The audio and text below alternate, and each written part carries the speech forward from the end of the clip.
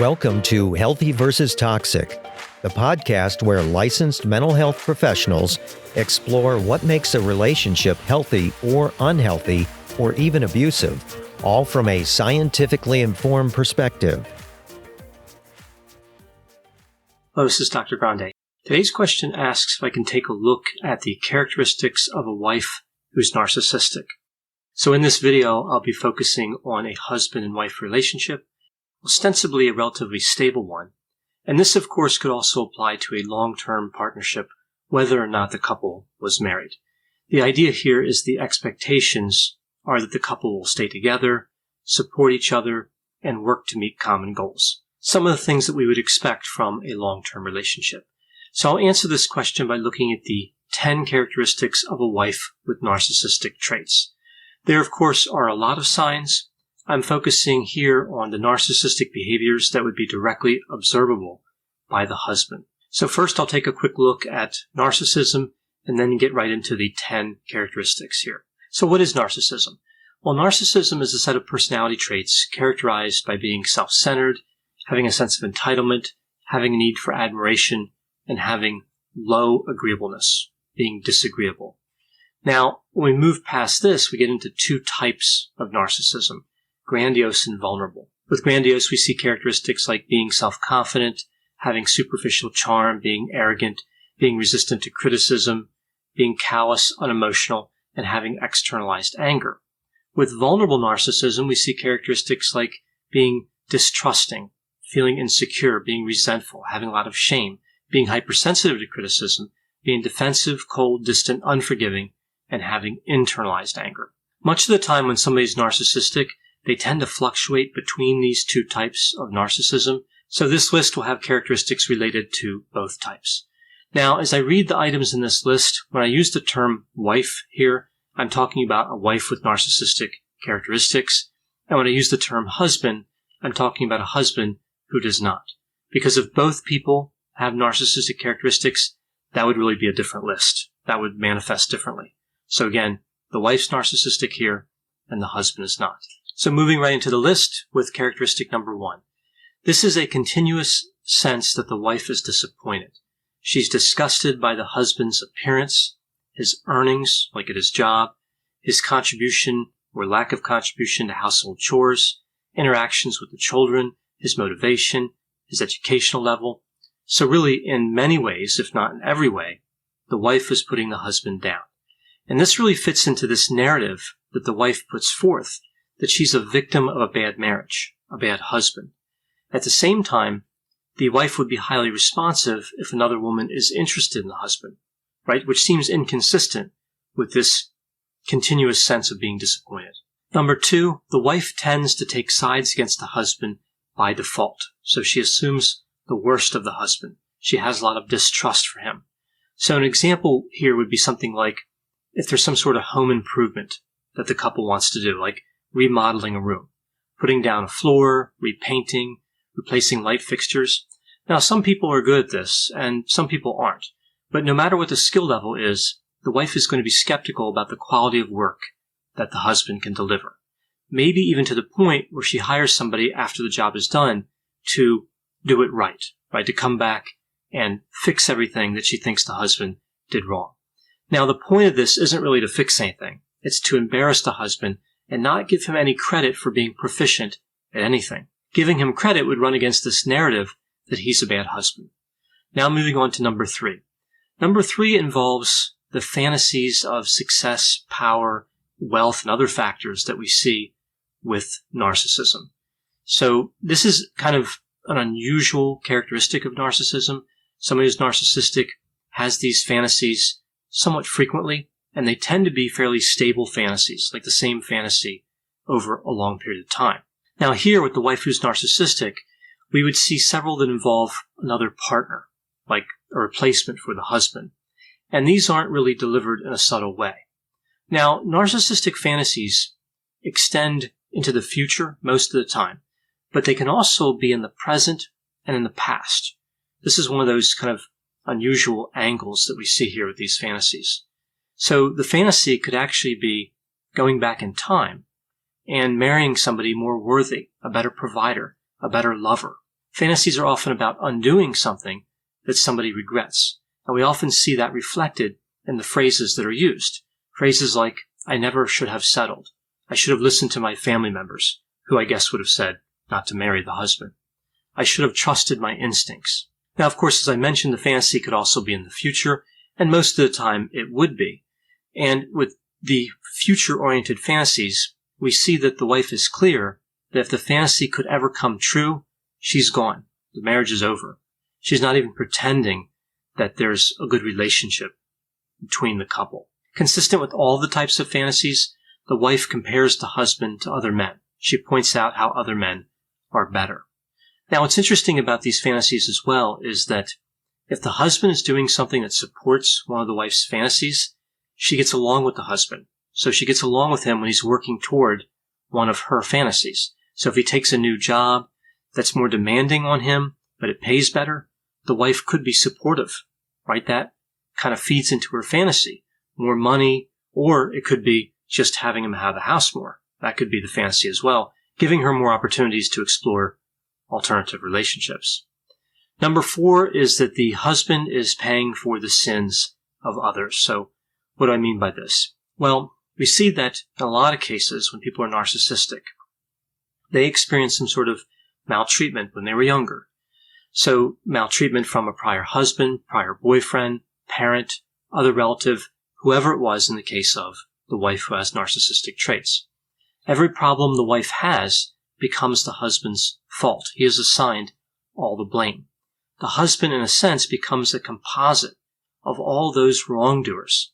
And with his actions, whether they are right or wrong, they represent all the bad things that happen to the wife. So he represents the wrongdoers, and his actions represent all the bad occurrences. It's like when people take their anger out on a punching bag. The punching bag never did anything to anybody, but it's still going to pay. It's still going to pay for all that anger. So an example here could be somebody in the wife's past denied her material goods. They weren't generous with her, or maybe they didn't even meet her basic needs. So the way she kind of expresses this in terms of relationship with the husband could be running up credit card debt, essentially weaponizing her spending. When she's caught, when the credit card bill comes in and somebody has to pay it, she suggests that this makes her even with the husband. This is actually a very common way for a wife with narcissistic traits to explain away maladaptive behavior. The narrative that the wife paints has always been one where they're both hurting each other, but unequally, right? She has the worse end of the deal. So if she gets caught with this bad behavior, she says, okay, for right now, this just makes us even. And this is typically the most blame that the wife will ever accept, regardless at what point in the marriage that we're looking at. Number 5 is that there's no true connection in the marriage. So the wife is emotionally distant and callous. And this is really not surprising given the characteristics of narcissism. We can see a lot in the style of communication between two people. I've worked a lot with couples where one or sometimes both of the people were narcissistic. But again, here I'm just talking about a situation where one person's narcissistic. And it's really fairly easy over time to kind of pick up how some relationships are really cold and distant and how destructive that is to the relationship. We see that when the wife is confronted, when she's asked to talk about emotional topics, she dodges them. She avoids depth, or more likely is incapable of connecting deeply, and she gets frustrated. So she might say something like, I don't know what you want. We're talking. I don't know what you want me to say. So there's just really no room to move. There's no room to move more deeply. The wife gets stuck in the narcissism, right? It's a block to moving into an emotionally fulfilling and close relationship. Moving number 6, we see here the wife prevents the husband from making friends, venting frustrations, or seeking support. So specifically on that venting frustrations piece, the prevention tactic here is that the wife starts complaining, right? So she counter-complains every time the husband complains. So that just shuts down the venting of frustrations. Now, in terms of the friend component, if the husband does make a friend, this friend is labeled a loser by the wife. The friend has to go. She's not going to tolerate that relationship. She might say something like, What about that other friend you have, or you had at one time? Knowing the husband and that other person she's referring to are not in contact anymore for whatever reason. So she's throwing out an alternative that doesn't really work in an effort to say, look, go spend time with that friend instead of this friend. Really, this is just an isolation tactic, and if the husband tries to criticize one of the wife's friends, then he's being controlling. So we see a really clear double standard here. Now, speaking of double standards, this brings me to item number 7. We see here a double standard when it comes to self-improvement. So if the husband suggests to the wife that she could change some behavior, that a change might be good for the relationship, he gets this strong negative reaction and blame shifting, making it about the husband instead of about the wife. So the wife really takes no ownership of her behavior, and there's no conceding that there may be a benefit in changing her behavior. So again, we don't really see the wife giving any ground. She does not or cannot recognize the negative impact this has on the husband, because to the wife with narcissistic traits, the husband is not a real person. Number 8, making the husband feel guilty for wanting to be intimate. I see this all the time in couples where one of the members is narcissistic. So when the husband inquires about being intimate, the wife might say, not again. I can't believe you want this again, right? Really trying to lay a guilt trip on the husband for having a drive. She makes it seem like a chore or a burden. And this is beyond the simple sex drive differential that we see in a lot of relationships. This is really something that's designed to isolate the husband and contribute to a strong feeling of loneliness, like we see in several of these different behaviors. And of course, in some instances, this increases the vulnerability to temptation for the husband and can lead to a whole other series of problems. Number 9 is threatening to leave, threatening to pursue like financial support in family court, to destroy the husband financially, to take the house, to take the cars, to take the kids, to take the dog, whatever it is, to take everything, right? So it's kind of a scary threat because, of course, the prospect of divorce and dividing material assets is scary, right? It makes sense that people would be afraid of that. Now, she might also threaten to tell all his friends and family that he's a loser, tell the kids he's a loser. So a lot of dissemination about his ostensible loser status, right? So this is actually a fairly effective method of manipulation because this threat of hurting him financially and hurting his reputation is, again, very strong. It's a powerful threat, and it's used to eliminate scrutiny. It's really a distraction technique. Usually we see this threat issued when the husband has some sort of criticism of the wife.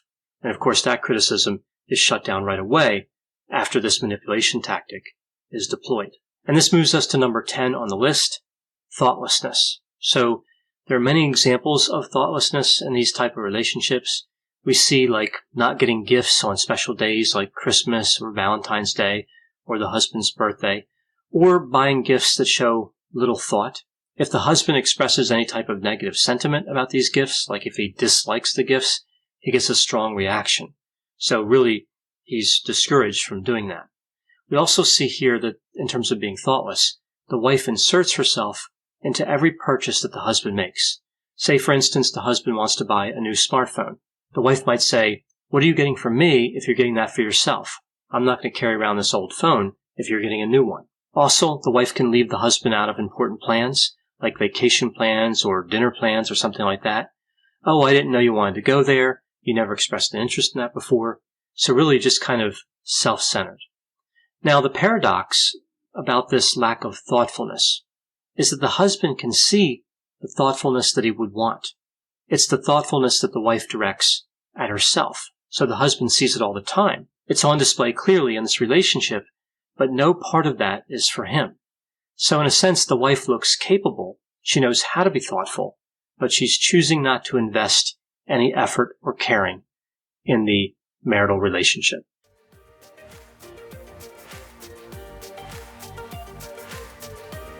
Thanks for listening. This has been a production of Ars Longa Media. The producers for this show are Christopher Breitigan and Madison Linden. The executive producer is Dr. Patrick Beeman. For more content, please visit our website at arslonga.media.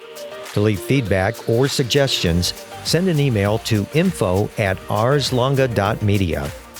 To find more content from Dr. Grande, including a link to his YouTube channel and his other Ars Longa podcasts, visit our website at arslonga.media. This podcast is intended for informational purposes only and should not be construed as medical or mental health advice. Ars Longa, Vita Brevis.